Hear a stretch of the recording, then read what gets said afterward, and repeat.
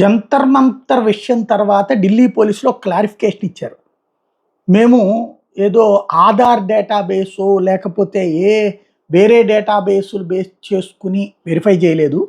మా కెమెరాలు AI linked ఏవైతే ఉన్నాయో అవి ఢిల్లీ పోలీసులు వాడేటటువంటి ఏదైతే నేరస్తులతో లింక్ అయ్యి ఉన్నటువంటి సాఫ్ట్వేర్తో కలిపి దాన్ని చెక్ చేశాము.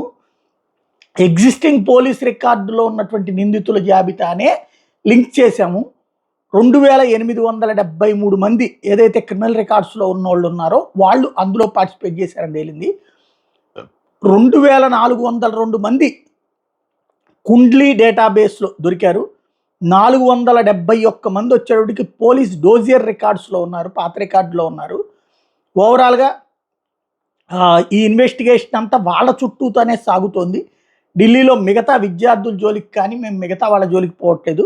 ఈ నేర చరిత్రలు అక్కడికి ఎందుకు వచ్చారు, ఎందుకు దాడుల్లో పాల్పడ్డారన్నటువంటిదే మేము తెలుస్తున్నామని చెప్తున్నారు.